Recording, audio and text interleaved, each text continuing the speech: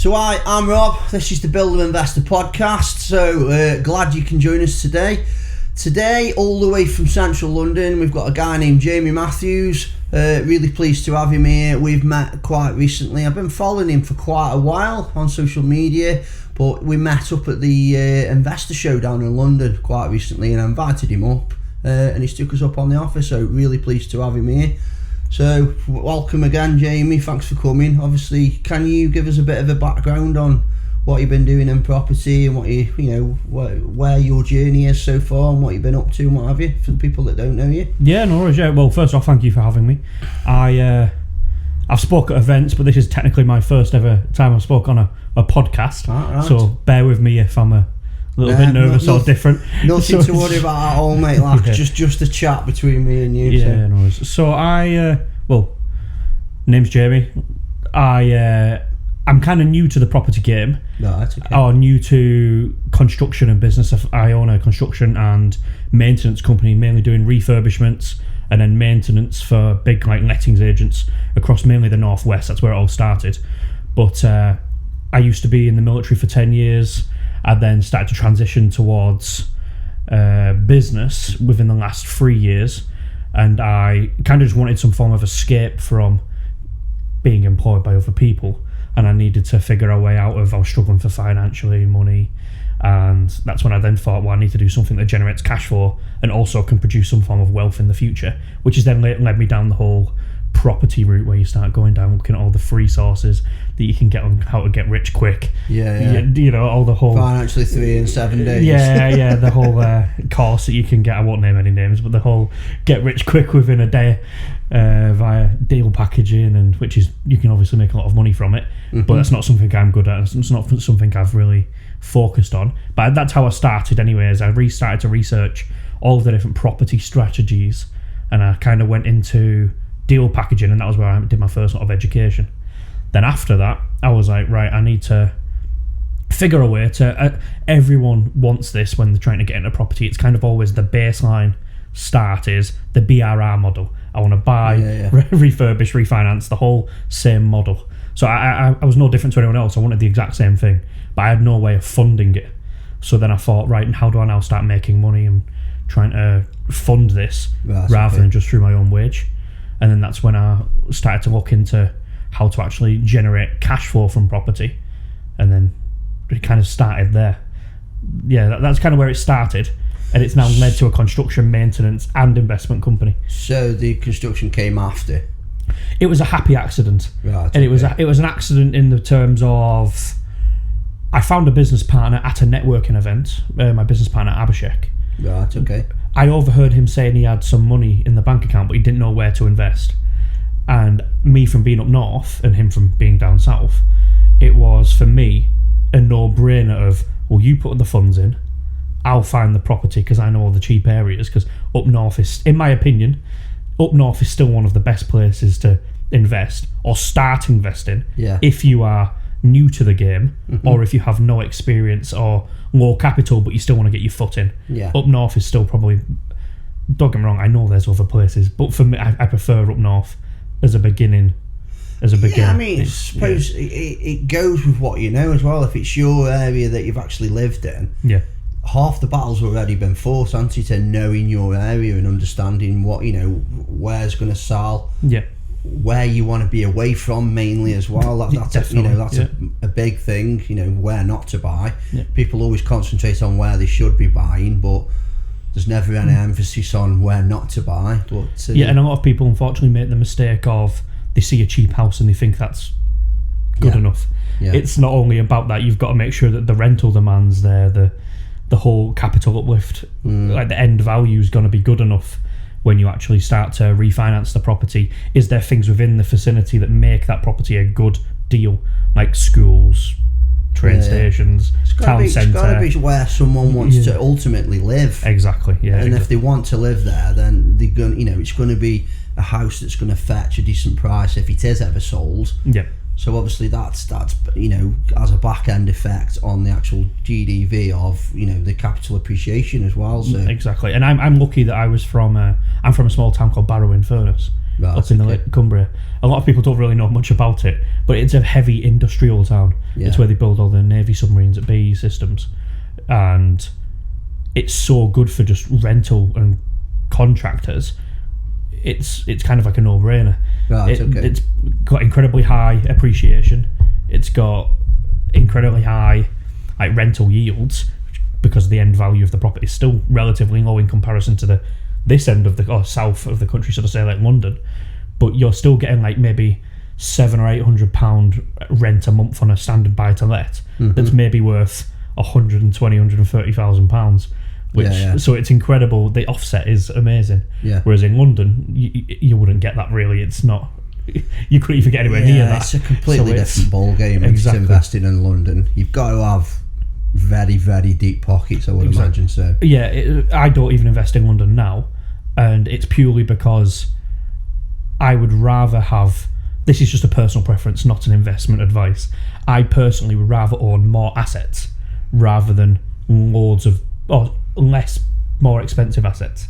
I'd rather have lots of cheaper assets. That's just a personal preference. I'm the same. If the shit ever hit the fan, it's easier to get rid of a 120 grand property rather than a £5 million property. Exactly. That's going to take years to sell. Exactly. In some instances anyway. And as someone who grew up because where I'm from, I was incredibly poor. I mentioned this in my life story video that I posted last week.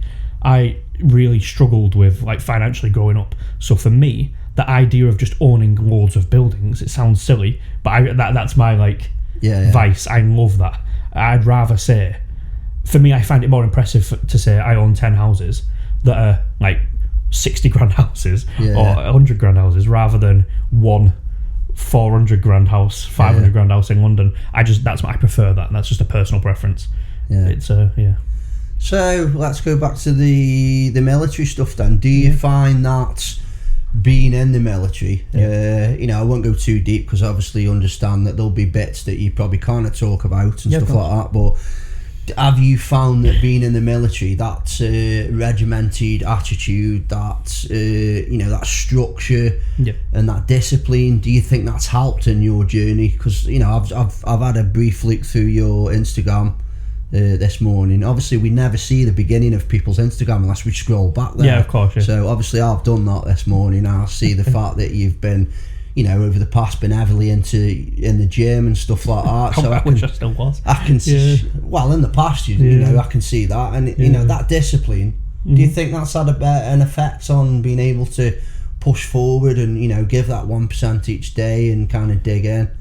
Yes, so in the military, you've got, like you just mentioned, a lot of discipline. Yeah. So I'm very strict on. In the military, we have a thing called the 5-minute rule, which is basically you arrive 5 minutes early to everything. But I've now kind of took that and applied that to my entire everything I do within my life, and even with my staff, I always say to them, if you are on time, you are late. 5 minutes early is on time. That's what I say all the time. So there's some elements like that, and then the military is very good for teaching you how to deal with, because it's so heavy on rank and tradition.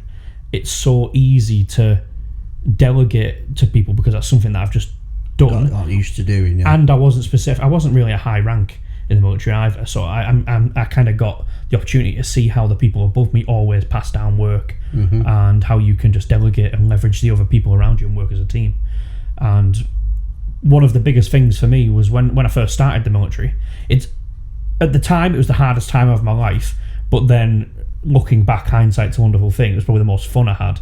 But basic training, or the start of your military career, you are in 14 to 16 man rooms, and that just teaches pure team building and tolerance for people and leadership. And I'm someone who does suffer with quite bad frustration, and I get temperamental very easily, so that helps do that, massively. When we look back at things, we always look back with fondness, even though that time at the time I hated it. Not been that great. So you with me, At the time I hated it. Looking back, it was probably the most fun I had in the military. And that was the part I missed the most.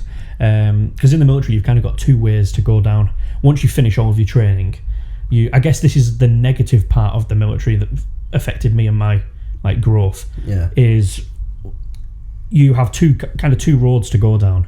You either, everyone is like a brotherhood. Once you finish training, when you get posted to your first unit or second unit, wherever you go throughout your whole military career, you either have path one, which is where you are with all of the people in your camp, your team. It's like a brotherhood. You all spend all the evenings together because you live together on camp in the block. You go and enjoy your military career. You go and do adventure training, sports, football, anything. Or you go down option two, which is you can just go to work. You can go back to your block, which is kind of just like a little mini hotel, and you just sit in your room all day and you do nothing, and it becomes very isolated because you don't have your family here. You're at the other end of the country. You can't just go home when you want. You've got work. It's and that, unfortunately for me, I was option number two. So I struggled really badly with like mental health issues and depression, and this was going towards the end of my military career. Right, okay. I got diagnosed with PTSD. I got diagnosed with anxiety, depression, social anxiety. But that may sound all negative, but for me that was then a kick up the arse to go, where the struggle is too much, I need to make a change. And that's when I then started to look at business and like an adjusting mindset and correct, things like that. Exactly. And I'll be the first to admit that the military life for me was just I'm not cut out for military life. I know I didn't 10 years or just under 10 years. Sorry, I wasn't cut out for it. I'm not good at being told what to do. I never have been. Even in school, I didn't do too well in school. I don't have good grades. I didn't go to university. I've never been good at being told what to do. And the military is all about being told what to do. Yeah, very regimented, isn't it? Yeah, exactly. It teaches you a lot of amazing things to do with leadership and delegation and working with people. But if you're someone who struggles to be told what to do, you're going to find it hard. You're going to find it very difficult. Yeah, so obviously, you moved from that, and then you moved into property. You found that first project of yours. What did that look like at the time? Was it a success or? I'll be honest, I got very lucky. I got a bit of you talk about all the time in property, the all of your money out deals, a bit of a unicorn deal. And I was lucky that I got that in the first deal. And that is definitely not something that people should be consistently trying to look for. No, you should look for it, but the reality of you getting it is what you need to be aware of. A bit of a reality check. That doesn't happen all the time, and it's not going to happen all the time. But so I, like I said, met my business partner. He put some money, we kind of created the company. I then found this property as my first project, and it was off Rightmove. It was for £53,000, a 2-bedroom terraced house in Barrow-in-Furness, where I'm from, because I thought, well, where do I know that I'm going to be able to leverage the people around me, to someone to go view the property. I've got loads of friends that work in construction because it's such an industrial town. They'll be able to advise me on the refurb because, like, you've got so much experience in construction and refurbishment. I don't have a clue, and I'm not even going to sit here and pretend that I know how to do the technical side of like building a build. That's where not my expertise is. But it's about leveraging what you have got. Are you with me? Exactly. I use the fact that I've got construction on my side as leverage. Are you with me? And everyone, I've got friends that are accountants and things like that do it, and they use that skill and adapt it to whatever they're doing, whether it's property or building a business or whatever. So that's where I'm good at, is the business part. Right. Not the construction part. So I just get people to do the construction part so I can work on the business and the growth and that type of thing and the scale. That's where I'm good at, is I'm good at scaling things. However, so I was using the people within my network, contractors that were friends. One of my guys who still works for me now, we've been best friends since we were 10 years old. And he's basically in charge of all of the construction and refurbishments. So how it all started was we found the house, we got the house, we purchased the house. I didn't even know how I was going to pay for the refurbishment at the time because I had no money. I had a couple of grand in my bank account and I paid for I don't know if I can plug any names here because I don't still work with them, but I think we've both done the same course. Jamie York. I paid for Jamie York's. I was on EPTA 6 or cohort 6 on the EPTA. And I did the whole deal packaging course, and that's where I met my business partner. So we didn't know how to fund the refurb, but I got my friend who's now working with us to go and say what needed to happen. It needed to be tanked. It needed to be knocked back to break. We moved the kitchen. It was a 2-bedroom terrace, but it had a converted attic, but the stairs were in one of the bedrooms, so we legally can't have it as a 3-bedroom because it doesn't have a separate entrance of egress, or whatever you call it. So it's still a big 2-bed is the best way to put it. We spent £27,000 on the refurbishment. The end value came out at 115 grand, so we managed to actually pull out all of our money after. So what did you actually do for the refurbishment money then? Did you find investment, or was it just a case of... No. So this is where it gets a bit interesting. The person who did the refurb, Brad, it was just him on his own. I didn't have a team. I didn't subcontract it out. He was just a friend who was like, I will do the refurb for you in my own time, on weekends, and like of an evening, because he had a full-time job working for a maintenance company, and they're the biggest maintenance company in the Northwest. They still are. They're now my competitor, but he was working for them through the day. He had like a company van, so he was allowed to take that home because he would pay to take that home, and he could use it for his own stuff. So as of the evenings and weekends, he started to do our refurb, but we didn't have any money for it. So what we did is I had a conversation with him. I was like, how are we going to fund this?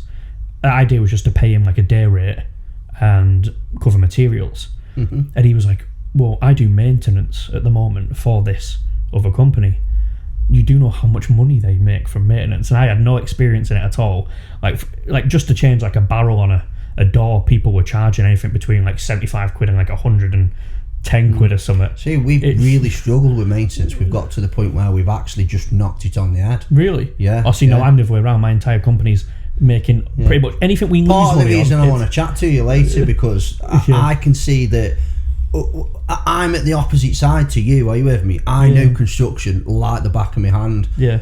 But I think that's kind of holding me back slightly. It will because I look at things as a trade. Are you with me? Or as someone who works in construction. See, now I think that's where my biggest strength is.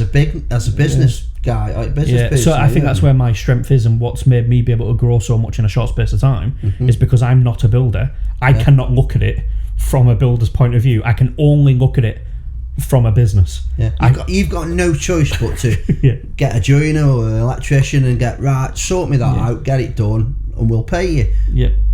If I can't get hold of someone a particular day, fuck it, I'll do it myself. I'm tempted to do it myself. give me that. I'll do it. Lad, and it's just it's one of the hardest transitions I've ever had to make in my life. But when you've done something and you got to an age of 45, and I've been doing it for 30 years, it's very hard, very difficult to break. So I know, I completely agree, and that's one of the reasons why I actually contribute the fact that I know nothing about construction to my success, because if I was a builder, I would not have the business experience, or even I may not have even looked into business. I'd just been leaning on my trade rather than my business side. So I actually do think that's what's made me so successful in a short space of time, is because of my lack of knowledge. It's made me be resourceful to then be able to create what I've done. So going back to what I was saying, we didn't know how we were going to pay him, and he said, look, we make so much money from maintenance. The company he worked for at the time, they were charging anything between like 75 quid and 110, 120 quid, I don't know exactly, for like changing a barrel, and the material for a barrel is like 10 quid. And it's borderline a rip-off, and I understand that's why landlords hate maintenance, because of how much it can cost.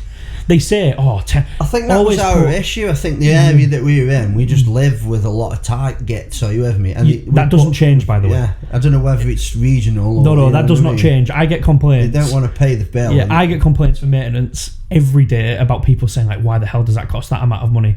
I've looked on B&Q and the material only costs like 30 quid, and they don't understand the whole, you're paying for a service, you're paying for people's experience and their years and the skill that you don't have. And you get that doesn't change no matter where you are in the country. That will not change. They usually say that the people who are the people who you're charging like £50 for, they'll be the people who complain. The people who won't complain are like the 100, 200 grand jobs, because then it's like they don't care about the small little intricacies or the little details.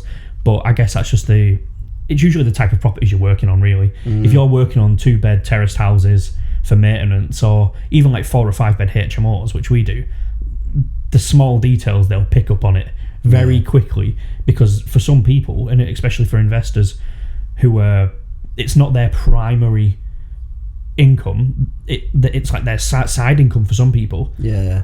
This income is like, a buy-to-let can only be profiting maybe £200, £300, £400, £500 a month. That can be a big portion of their income. It's actually supplementing their income. So 1 month of maintenance can wipe that out completely. So for them, these little bits of information matter. And then it's annoying for people like us trying to provide an extension for a private customer. It's their house, they want it looking lovely, like you say, those little details exactly they're not bothered about paying for. So, exactly. And then when you get an investor with a actual standard buy to let, if there's a big maintenance problem like a damp issue, they will try their best to be like, no, it doesn't need tanking, please don't tank it, just stain block over it, and they'll try and cut as many corners as they can, and then they'll come back a month later going, why isn't that damp problem fixed? It's like, well, no shit, you wanted the cheapest route. This is you get what you pay for, and unfortunately that's something that doesn't change no matter where you are in the country. That's always an ongoing problem, but then that's the importance of making sure you have the right team in place to be able to deal with that. But going again, I do it as well. I go off on a tangent. I just think of something, it pops in my head, and if I don't say it, it pops back out straight away. So no, I'm the same. Yeah. So how did we fund this refurb? How do we refurb? Sorry, I do the same. I go off on a tangent all the time. So he said, look, maintenance provides so much money to our guys. Why don't we try and do a bit of maintenance and like get a bit of money to pay for the refurb? So what we ended up doing was, I thought, fuck it. I started calling all of the biggest lettings agents in Barrow-in-Furness and the surrounding areas that I could, and I just started ringing them going, look, we've just finished on a project. We hadn't. I was like, we've just finished on a project. I've got some spare guys. I had one guy who wasn't even employed by me. I was like, I've got a spare guy. What are you currently doing for your maintenance? And they were like, oh, well, we've got X, Y, and Z doing it. I was like, well, how about this? We'll provide you the same maintenance in a quicker time frame, or the same time frame, but we'll just do it for cheaper. And I said, I was kind of selling them on the idea of, look, I'm not a big firm, so we'll be able to provide you it cheaper and keep your landlords happier. And every single one of them just snapped it up. Like, I was watching these sales videos of people saying like, oh, you need to make 500 phone calls, 5,000 phone calls, and which is predominantly true. However, I was getting it, like every phone call I was making was like, yes, we need your help, yes, we need your help. Because unfortunately, every one of them said the same thing is, and you probably have the same problem with a lot of your staff, that you've probably had it in the past, should I say. They all said the same thing. I've got such a bad problem with the contractors at the moment. They're not showing up to site. I'm finding out some of them are doing drugs. They're overcharging. They say they've done the work and they haven't. It's taken 5 months to get hold of him. Like, these are all some of the biggest things I heard from nearly every lettings agent. So I just thought, well, these are all very, very easy problems to solve. Is I hire people, and my rules are, you are on time. You do not do drugs. You go to a job within the time frame that I've set you. It's simple. Or you don't have a damn job. Goodbye. I will replace you. We'll get rid of you and get someone that can do it properly. I mean, I found that it was more the case of, because the landlords wanted to drive the price down, because like I say, it's a small business to them. More maintenance, less profit, basically. So they wanted to drive that price down, and I found that it was kind of, when you drive a price down, it lets people into the market, like bad trades. You're right. Like sole traders. They're definitely not going to do a good job. Like you say, they're going to not turn up on time, not do the job. Things like that. You're right. If you pay, not always, are you with me? It's not always the case. You can pay good money and still get someone who's shit, basically. But I mean, as a general rule of thumb, that's what I found, that it was, they wanted to pay. You're right. In maintenance, they want to pay the cheapest they can get. The cheapest they can get, and that's a breeding ground for maintenance. There's no tangible return. Trade. So you as an investor, if you're having to pay for maintenance, there's no upside to that. There's you're getting naff all for that maintenance. It's just a pure expense. There's no like return on investment later on. There's nothing other than the fact that you're keeping their property in a good standard. Therefore, it's going to be helping later on in for ROI when it goes and value goes up, and you don't have just an absolute old decrepit unit which is run down to the point where it's no longer usable. Got to the point where you it's not worth having it. It's now another BRR. Exactly. Yeah. So there is the positive to that, but landlords just see maintenance as a pure drain. There's no upside to having it.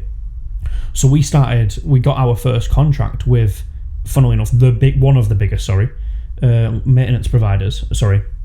Lettings agents. Yeah, sorry, I needed to cough. Cough away, mate, don't worry. we got a lettings agent in the area, and they were one of the biggest ones. They had 2,500 properties just over within the northwest, and they were like, look, if you can provide us with all of the maintenance, we'll just give you a contract right now, and we won't even question it. But if you're just providing it for a good cheap price, and which one landlords will still consider as not cheap. There's no such thing as cheap maintenance, by the way. It's what you can offer the cheapest rates and the landlord will still not be happy. That's not a thing. It's always still a ball ache. But they said, right, we'll give you the maintenance contract. So we started doing maintenance in his own time. So from Monday to Friday, he was doing maintenance for this other company in his company van. After work, he then started doing maintenance in that same company van, but for us. But for you. We were charging them the maintenance, invoicing them.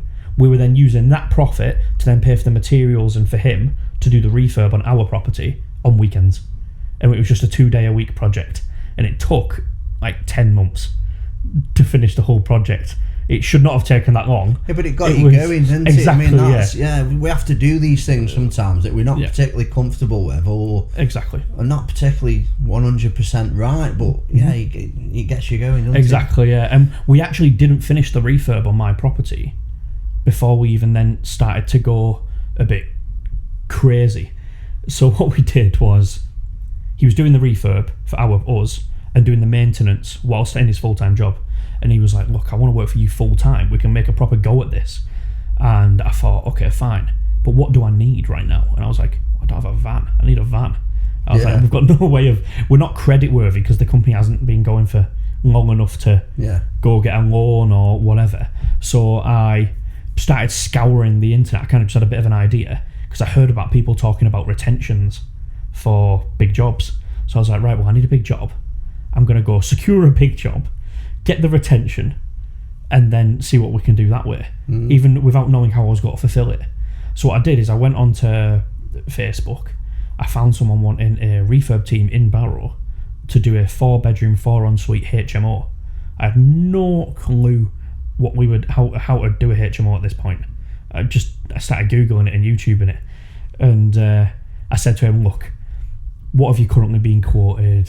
Blah blah blah blah. I was like, right, yeah, we'll beat it. Didn't know if we could.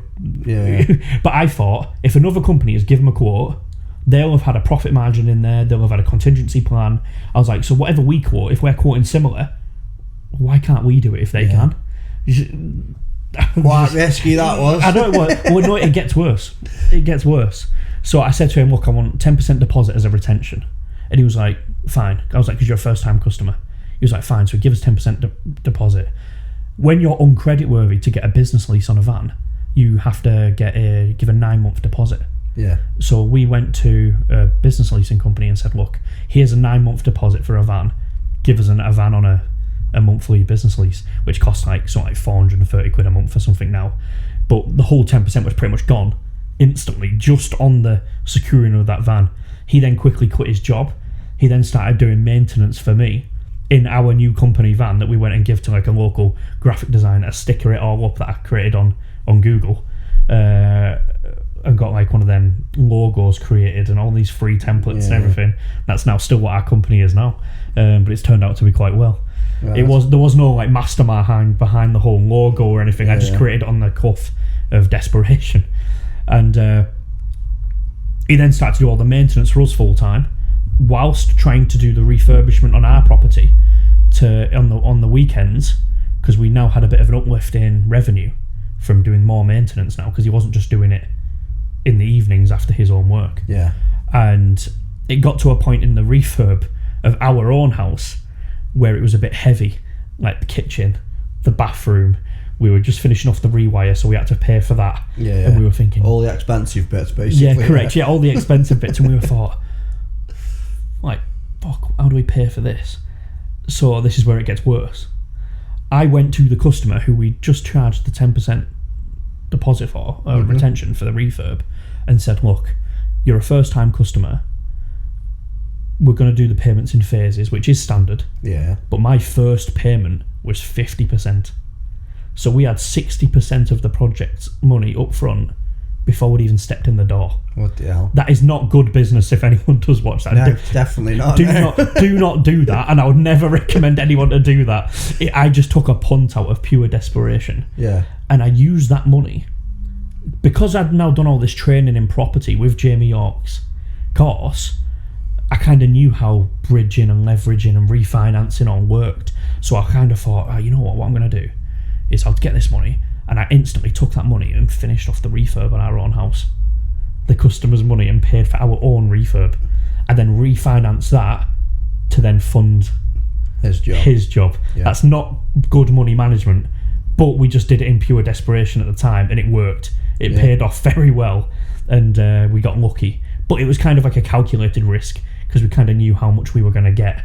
Yeah. So it wasn't just pure blind hoping it worked. It was... That's the importance of having the property education, in my opinion. You need to have the... Well, there's always that little bit of grifting. Still a risk, though. At the beginning of you. Yeah, you've got to kind of... It's not scamming, you know what I mean? It's kind of... It's taking things and trying to use what you've got. Exactly, use what you've got in that own bag of arsenal of weapons, or whatever you want to call it. And I knew that I'd be able to take the money back out and put it back. So in my mind, the justification was, well, I'm educated enough in property, not construction, to know how I can leverage money to be able to move it around to still do what we've said we can do, and we don't like over-promise and under-deliver. Instead, we still deliver on our promise. Right. So that's what we did. So from that point, you've very much been running the maintenance and the construction company and the property side simultaneously then. So so pretty much they started very similar times then, didn't they? They both, pretty much they both did, The refurb and the maintenance started at the same time. Because then what happened was we decided to take the leap and buy more education. We did it with Tyler Newman. So how long ago was that then? So we did our next lot of education after that was last July. Right, okay. Yeah, so we've done it in last July. So your first property, what we're talking, 2 years ago? 2.5 years ago, yeah. So that's pretty serious growth, that is, that, mate. Yeah. We'll wait until I tell you the numbers in a minute. You'll see what I mean. It's so we done that. We kind of thought we want to go to the next level, because I'm the type of guy who always wants more, and I'll never be happy, and you're probably the same. You'll always want to push yourself more, and that's just the type of guy I am. So I kind of thought, right, what do we do here? So we paid for Tyler Newman's 2-day mastermind. I just went myself at the time, not my business partner. And that was like a whole new world of dealing with like wealth and how to scale a company rather than just doing construction. I've never done any construction training. It's always building a business training. That's like, for me, that's where I think the most important thing is, because you can take that knowledge and apply it to any business. I know if I was to set up any business tomorrow, I'd be able to make it successful even if I don't know the industry. I'll still find a way to make it work just because of the whole business aspect. Yeah. So we did this whole training again on how to scale the company, and we realised that we were kind of missing the trick, because we were doing maintenance on a small scale, but we were then doing refurbs, like HMOs for customers, whilst then using all of that profit to leverage it with bridging finance to then buy our own, do your own stuff, and then refinance that. So then we've got refurb income, maintenance income, our own refinances, and rental income. So then you've got like all of the different arms. Then we thought, how do we go even bigger? So when we did this education, they were like, you do know how much of a cash cow maintenance is?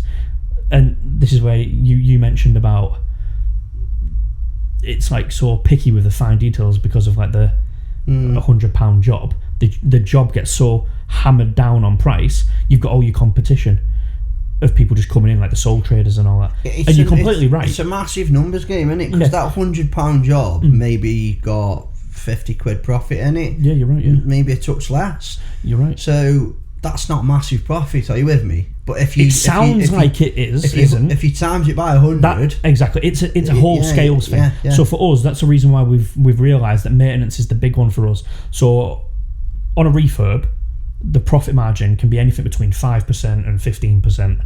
Like, I don't know if that's considered good, but that's what we're kind of working on at the moment. With not so much refurbs, but extensions, loft conversions, new builds. We're pushing 30-35% profit now. Well, that's incredible. But that's due to the fact that we're so busy and we've got a good name in our area. Are you with me? So we can pick and choose a little bit. But yeah, I'm thinking that we need to try and start scaling, maybe take a smaller profit percentage. So for us, for example, refurbs can be anything up to like 15, maybe 20% on like a HMO conversion.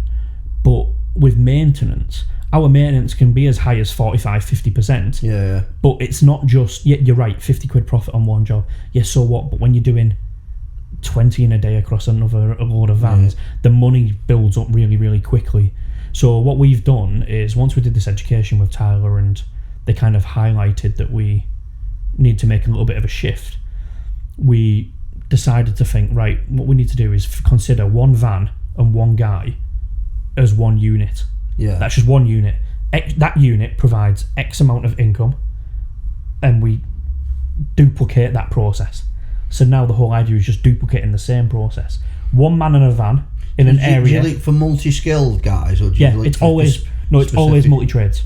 Yeah, it's always that's where multi-trades. we've struggled finding. I'm multi-skilled, but I want to be. Well, I am off the tools now. Yeah, and it is tempting to get. You know what I mean? And I don't want to do it. I don't want to get. It took me 5 years to get off the tools. You do not need to do it. Yeah, you need just one guy who you trust and who you've seen the work and the experience of. And you just go, right, you are now doing maintenance. Yeah. The average wage that you'll pay a maintenance guy can be anything between £13 and £16 an hour. Yeah. And that's what we pay ours. We pay ours at, some of them are £15 an hour. That's the majority of them. Yeah. And obviously, if you pay a little bit more, it's a lot easier to find that guy. Yeah. Naturally.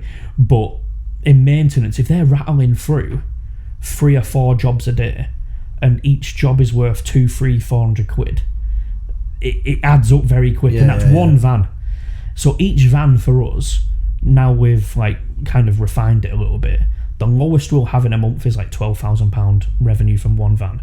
The highest will be around 17,000 for one van. How many vans are you running now then? 6 at the moment. So you're on 6. So it's not massive, because I'll explain in a minute, we've now had to pivot again because of a contract that we've just got a couple of weeks ago. But on maintenance, lowest is around 11 to 12,000. Highest we've ever had is 17,000. We're averaging around 13 to 15 a month. The actual cost for that van per month is about 3.6k. That's for the labour, the actual business lease, and then like the insurances and the national insurance and all that of the staff and all that type of stuff. Now that's about 3.6k to run a month.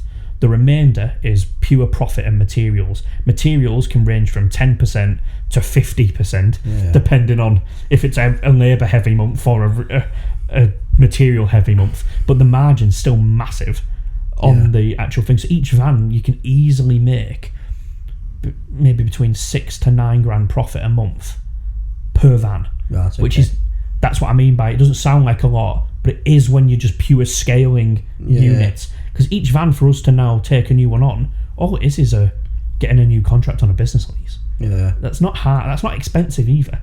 Because it's monthly, isn't it? So you're not shelling out that big amount. So you might be shelling a deposit out, or maybe the VAT or something up front. But ultimately, in 3 months, you're gonna get that back. Exactly, and then you already, like now, for example, in June or the end of this month, it costs us about $1,500 to create one van. Yeah, it's already making more than that profit off month one. Yeah, it's not a hard thing to do. I'd say the hardest thing is making sure that you have the demand, because you don't just go get the van. You have to get the demand. Then you get the van. If anyone's thinking you can just go get a load of vans, it's the demand first. So that's exactly what we did. We started to go, right, how do we think of this as to scale, we're going to have to just start getting vans guys. And what I was doing is, because I still don't have a sales team to this day, I would just pick up the phone and I would cold call every single lettings agent that I could find on Google Maps within the area that I'm trying to target. Have you tapped into Jamie's yet? What do you mean? Jamie's letting agent? No, I haven't, no. So, actually, I spoke to him about it, but obviously we're nowhere near Leeds, so but we've got a guy that's starting that's up from that way, so I did actually speak to him about it. But like I say, we've just literally knocked it on the head just because we couldn't make it work. So, and when you say you couldn't make it work, why couldn't you make it work? I think it was purely down to the fact that the scale was too small. Okay. We were doing 2 letting agents. Yeah, that's not enough. You'd probably got 300-400 properties each, so 800 properties in total, and it just wasn't enough for the one van. Yeah. No, I agree. You do need a good, maybe close to like 1.5k properties. 1,500. Yeah, for one van. Yeah. And that will then provide enough just for the one van. Yeah, I'd say a good 1,500 to 2,000 for one van. Yeah. That is what I think that's say. where the issue was with us then, yeah. But there's no reason in that scenario. What I would have still done it, but I'd have then been ringing all of these other agents to get in all of the other demand. Yeah. Whether it be lettings agents, housing associations, serviced accommodation, other local small time managers. You've got the like refugee housing, all that type of stuff. You can easily get extra demand. All you've got to do is pick up the phone, and I'm saying that because that's literally what I do now. I still do that now, and I'm making a lot of money, and all I do is have to make phone calls, and all you're doing, and this is where I think that it's so you don't really have much to do with the day-to-day running of the company itself. No. You're basically a sales rep, aren't you? Yeah. Literally, if I get a phone call from my guys, it is usually a problem, or just so they just want me to answer a question because they're struggling with something. Yeah. Or it's someone I'm like a new sale, because I will deal with my aim is to have sales guys, but at the moment, like you said about the whole, you struggle to get off the tools. I'm the same, but with the sales side. I'm good at selling. It's now I need to take a step off the sales, and that's the kind of the next part where I'm trying to improve on as well. So how's that transformed into property then? I take it you're just basically taking that profit and putting it into property to, it's a good place to put money on it. Let's face it, stuff's, capital appreciation's a little bit crazy in some places, at the minute. So yeah. No, so we're doing all of the refurbs and the maintenance work. We are taking all that profit and literally just putting it into our own HMOs. At the moment, our main focus is HMOs. That's okay. It's just because that's now what we've been forced down into for doing refurbs for other people. So now it's what we know. We're now just doing HMOs for ourselves, but at cost price. Yeah. So that unicorn deal is slightly easier. People say that to me. It says it's a lot easier for me to get all money out than Joe Bloggs, who's not a builder. I agree. How are you getting a refurb? I've had so many people comment saying like, "Oh, how are you getting a refurb for that cheap?" It's because I own the company. Yeah. If I was paying someone else to do it, I would not get that. Yeah. And then they think they can get that themselves. Like, oh, can I get a refurb for? Why can't I? Why are all my refurbs You're not going to put a markup on your own refurb when you could potentially make no profit in your building company, but draw it out as a refinance, which is technically debt, which is tax free. So you'd be stupid to pay tax on. Exactly. Yeah. It's like why would I pay profit to that when I can have it all for tax free later back in the refinance, and then I've got the rental income as well. And if it's in a company, well then obviously section 24 doesn't come into play. So where are you at now then? How many units have you got, as in your HMOs or your buy-to-lets, what you've got now? I'm not 100% sure on the in total, but at the moment on the go, just in Barrow and Furness, we've currently got 7 on the go at the same time. That's okay. And this is where it kind of gets a little bit bigger, because our main focus is we're wanting to go into maintenance, and the goal is to have maintenance about 250 vans across the UK. Yeah, kind of like the British Gas, but for just maintenance. That was our idea, but it didn't work. So the hardest part's getting the demand and the guys. That's it. But we seem to be nailing the demand, so that's where it's becoming easy, because all we're having to do is just throw in a guy in a van because the demand's just flying in. I think we touched on it right at the start of the podcast. The fact that at the minute it's very, very popular for people to invest in property up north. Yep. You know, you've only got to scroll through Instagram and everyone's investing up north. So if there's a lot of investment going on, a lot of buy-to-lets, a lot of HMOs, obviously a lot of maintenance that comes with it, isn't there? Well, now for maintenance, we cover just under 12,000 properties. So that's kind of like an idea. And that in reality, that's nothing. In comparison to the whole UK of how much maintenance we could capture, we are nothing. Some of these big companies in the maintenance space are getting paid 25-30 million pound retainers per year from like housing associations just to be their maintenance provider, and that's where we hope to get to. But we do just under 12,000. That sounds like a lot, but it's really not. And that's just in one pocket of the country, and that's including the fact that there's so many other competitors. But where we think we are a bit different is how we do it is we have the back of... So if you were a contractor and you were to come work for us, this is where I think sole traders struggle in maintenance. Is sole traders, what do they have to do? They have to find the work, invoice for the work, quote for the work, do the work. Where's your time for profit? You go home and do all the paperwork after the work. So we take all of that away. We literally, for our maintenance guys who work for us, they have to just show up and do the work. But what we do that's different to other maintenance companies is that big companies will have what's called planners, guys in the background who will plan the maintenance guy's days. We don't do that. We actually let the maintenance guy do his own schedule. That's okay. Which some people say is stupid and risky, but we actually find it works better. We let the maintenance guy plan his own schedule for the day, because what we don't want is some little admin guy in the background trying to tell our builder how long it's going to take to plaster a wall when he has no clue, and then it'll just cause planning and timing issues, and then problems for tenants and other landlords when they're like, oh, you said you were going to be at our house and you haven't shown up. And that's where we see a lot of people going wrong. So we allow our builders themselves who work for us to do it. We just then do everything else. So we do the inspecting, the quoting, the invoicing, and we take all the admin away. They just have to say they're going to be here and turn up, do the work, but then they plan their own schedule, which they actually, I find, works better for them, because then they're not being micromanaged. That's where it mainly works for us, where no other maintenance company does this. Yeah.